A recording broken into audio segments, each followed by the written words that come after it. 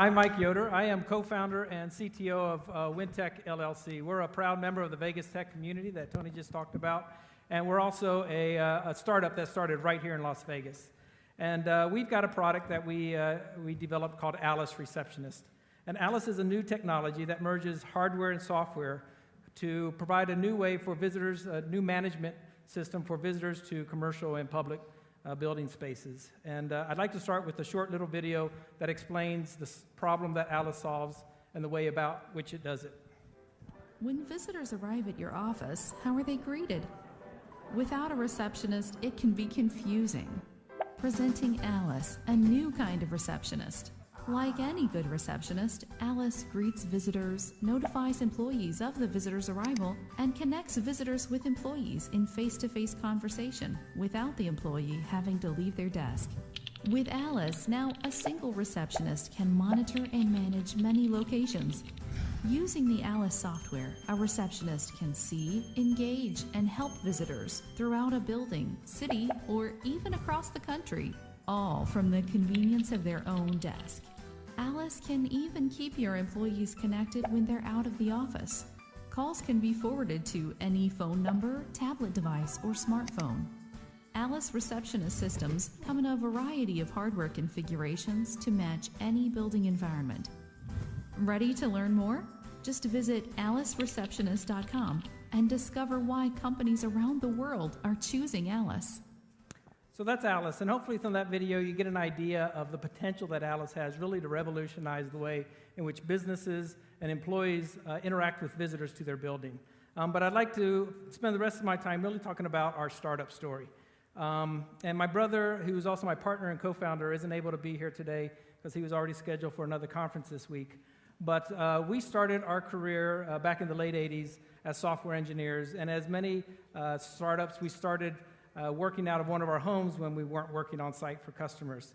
And in our case, we worked out of Frank's attic. So we actually have an attic startup story. And it looked pretty much like that, not quite as clean or bright, but we had a couple of desks set up there, a couple of 8086 PCs, and most importantly, we had a boombox with some great 70s and 80s music on cassette. So we started off from that humble environment, but we were able to develop into a multi-million-dollar successful technology consulting company that employed dozens of full-time engineers developing enterprise-class custom software solutions for Fortune 500 companies throughout North America and Europe. Some of those we've highlighted on this slide. And we did that for 25 years. And in order to do something for that long, you have to become pretty good at it, and I think we did. We learned a lot of lessons as entrepreneurs and as business owners, how to manage employees, high-profile customers, partnerships, relationships, how to meet a payroll and manage a budget, all those technical things you need to run a business over the long term through both peaks and valleys in the business cycle. But some of the most important things that we learned, I think, were the ones that impacted us personally, that were either painful or brought joy to us. And those are things like learning how to understand the need to make shifts within your business when the landscape of your customers or your competition changed, and being willing to make those changes. Also, how to make difficult decisions decisively and quickly, rather than letting those linger out there. So when we started Wintech 3 years ago, we brought all the experience and knowledge that we had gained through those decades of running a business in the technology world and brought them to the fore with this new company. And so when we started planning out Alice Receptionist, we had a very clear understanding going in who our customers were, the enterprise and government agencies. We understood how to sell to them because we had been doing that already for a few decades. So we understood the importance of reseller partnerships and a global distribution channel. And we understood the value of our product for these companies because as we had traveled out to different companies, we saw the pain and the problems that they were experiencing trying to manage a lobby without a full-time receptionist there. And so we believe that now is the right time because the technology that Alice uses today is not something that was available 10 years ago or 5 years ago, but today it's all coming together and it's affordable and we can make this solution happen.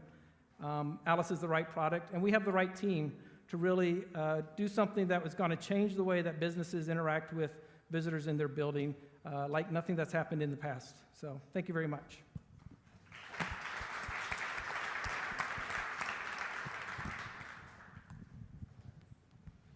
Judges, kick it off. Who's got questions? Sure. That was great. Thanks. Thank you. Can you talk a little bit about your traction? So, I mean, you mentioned that you know how to sell, and you've got resellers and Sure. other distribution, but how are you guys doing? So we started off, like I said, we have some experience in selling to the enterprise and as resellers ourselves in the past. So we understood in order to get into the reseller with reseller partners and into the channel, we really needed to define our product a little bit more concretely before we talk to them. And so we've established, right now we have about 70 corporate customers throughout, mostly throughout North America, but we do have some in Europe and in Australia. And so we've defined that core customer base. And then this year, we've really focused on those partnerships. So just last month, we signed a partnership with Elo Touch Solutions, which is the original manufacturer of touchscreen devices. And they have a global presence with resellers throughout the globe, 260 or so of them.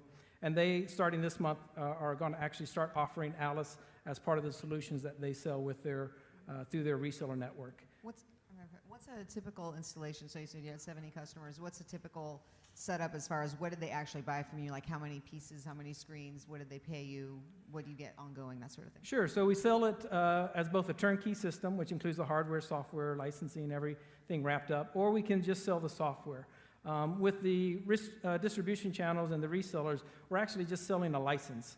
So we provide them the software, they pre-install it on the hardware, and they tell us, hey, we need 20 licenses this month. We sell them those licenses, and then they go out from there.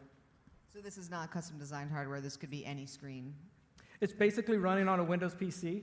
You know, some of the hardware is specific, so it's a touch screen, obviously. We use some motion detection so we can recognize when people walk into the building and interact with them. But it's all stuff that is readily available. And what are you getting in terms of money? I'm sorry? Money. So the systems start at $5,500 for our base system, so it's very affordable. I mean, the ROI is like instantaneous.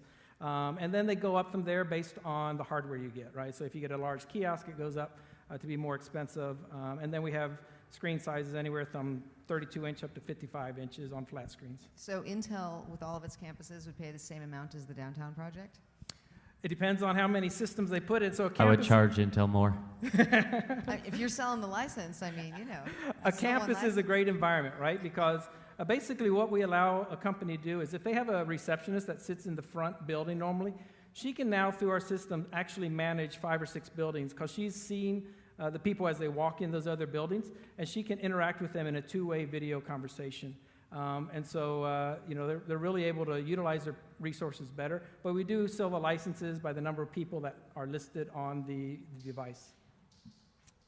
Yeah. When you're looking at what the overall market size and opportunity is, are you looking at just very, very large companies, or can this be sold into smaller companies as well?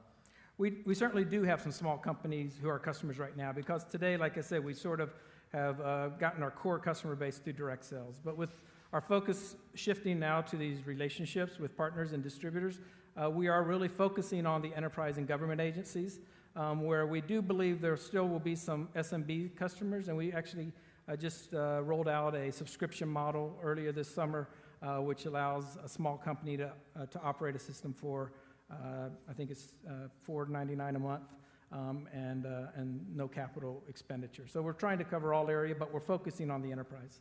How much money have you raised to date? We've raised $2 million in private. Mm-hmm. And what are you looking for the size for your next round? I'm sorry? The size for your next round, you're looking about what? We're probably looking at around the 10 million mark. Really what that's going to be used is for, now that we have the distribution, or we're putting the distribution channel in place, globally we're going to be seeing some considerable growth, and we need to be able to manage that at a fast pace. Or do you guys, with this current change in your distribution line, do you see yourself as a software company, a hardware company, a services company? What would you classify yourself as? I think it allows us to be more focused on the software because most of our distributors are selling the hardware themselves. That's what profit margin for them. We're not really interested in the hardware. We sell it now as a convenience for our customer, but we will be able to focus strictly on the software side of things by issuing licenses to these partners. What about services, like, you know, where you've got like the bank of receptionists in Idaho? So that's our Alice Live product. We haven't rolled that out yet, but we're partnering up with call centers. I mean in Vegas.